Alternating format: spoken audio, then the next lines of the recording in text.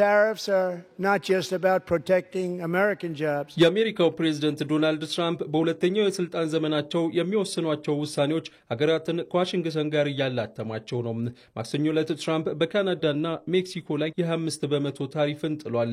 ተግባራዊ መሆንም ጀምሯል። በቤጂንግ ላይ ደግሞ የ10 በመቶ አዲስ ታሪፍን ይፋ አድርጓል። ትራምፕ ታሪፉን ሲጥሉ ምክንያት ካደረጓቸው ጉዳዮች አንዱ እነዚህ ሀገራት ፌንታሊን የተባለውን አደገኛ መድኃኒት ወደ አሜሪካ ምድር እንዳይገባ የሚጠበቅባቸውን አላደረጉም በሚል ነው። ይህንን ተከትሎም የካናዳው ጠቅላይ ሚኒስትር ጀስቲን ትሩዶ ጦርነት ታውጆብናል ብለዋል። ቤጂንግም ታሪፍ ተጥሎባታልና ከዋሽንግተን ጋር ትግል ገጥማለች። የአሜሪካው ፕሬዝዳንት ዶናልድ ትራምፕ ወደ ዋይት ሃውስ ሲገቡ የቤጂንግ ሰዎች የቻይናና አሜሪካ ግንኙነት ይሻሻላል የሚል ግምት ነበራቸው። ትራምፕም ነጩን ቤተ መንግስት በሚረከቡበት ወቅት የቻይናው መሪ ሺ ጂንፒንግ በዓለ ሲመታቸው ላይ እንዲገኙ ጋብዘዋቸው ነበር። ከዚያ በተጨማሪም ዋይት ሃውስ ውስጥ ከመግባታቸው አስቀድሞም ከሺ ጂንፒንግ ጋር እጅግ መልካም የሆነ የስልክ ውይይት ማድረጋቸውን ትራምፕ ሲያስታውቁ የሁለቱ ሀገራት ግንኙነት በአስተዳደር ዘመናቸው ይሻሻላል ብለው የገመቱ ነበሩ።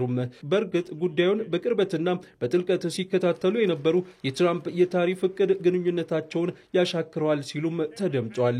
የእነዚህ ሰዎች ትንበያ አሁን ላይ ቆሞ ለሚመለከተው የሰራ ይመስላል። ቤጂንግም ከአሜሪካ ጋር ማንኛውንም አይነት ጦርነት ለመግጠም ዝግጁ ነኝ ብላለች። የቻይና ውጭ ጉዳይ ሚኒስቴር ቃል አቀባይ ሊንጂያን አሜሪካ የተሰወረ ፍላጎት ካላትና የታሪፍ ጦርነት ወይም የንግድ አልያም ሌላ ማንኛውም አይነት ጦርነት በማወጁ የምትገፋበት ከሆነ ቻይናውያን እስከ መጨረሻው ይፋለሟታል።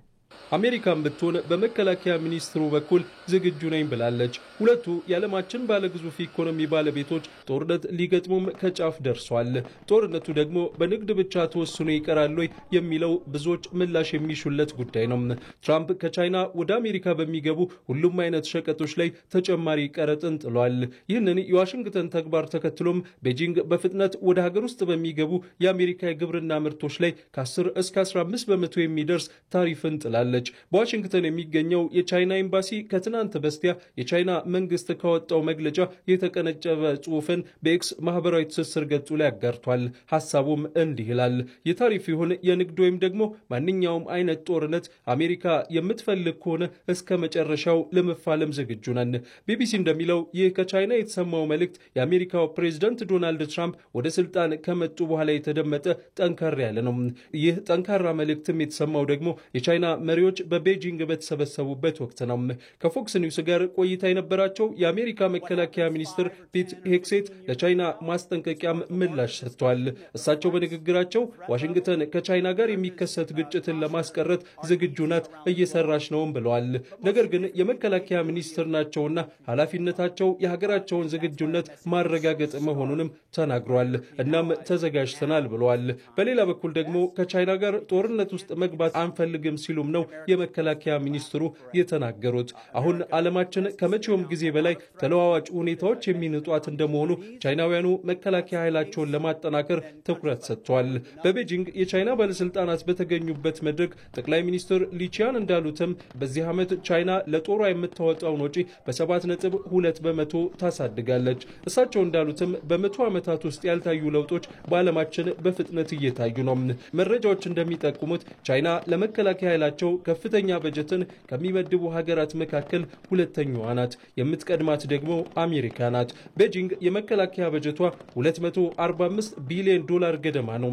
ከሀገር ውስጥ ጠቅላላ ምርቷም 1.6 በመቶ የሚሆነውን ለዚሁ ዘርፍ ታውላለች። የሀገሪቱ የመከላከያ በጀት በዚህ ልክ ይገለጽ እንጂ የዘርፉ ተንታኞች እንደሚሉት ቻይና በመከላከያዋ ላይ የምታፈሰውን ረብጣ ገንዘብ ትሸሽጋለች። አሁን የቤጂንግ ሰዎች ማንኛውም አይነት ጦርነትን ከአሜሪካ ጋር ለመግጠም ዝግጁ መሆናቸውን ይፋ አድርገዋል። ጦርነቱ በንግድ ብቻ ተወስኖ ይቀር ሆነ የሚለውን በቀጣይ ጊዜያት የምንመለከተው ይሆናል። ምናልባት ግን የታይዋን ጉዳይ በእጅ አዙር ሊያፋልማቸው ይችላል የሚሉ ግምቶች አሉ። ባለፈው ጥቅምት ወር ላይ በታይዋን አቅራቢያ የቻይና ጦር የጦር ልምምድ በሚያደርግበት ወቅት ፕሬዝዳንት ሺ ጂንፒንግ ለጦርነት ዝግጁነታቸውን እንዲያጠናክሩ ትዕዛዝ ሰጥተው ነበር። ለቻይናውያኑ ታይዋን ቀይ መስመራቸው ናት። በታይፔ ጉዳይም ከዋሽንግተን ጋር በተደጋጋሚ የከረሩ ምልልሶች ውስጥ ገብቷል። ቻይናውያኑ ታይዋንን ወደ እናት ምድሯን መልሳታለን ብለው በሚሰሩበት በዚህ ወቅት የአሜሪካው ፕሬዝዳንት ዶናልድ ትራምፕ ደግሞ ይሁነት ከባድ ማዕት ይሆናል እያሉ ነው።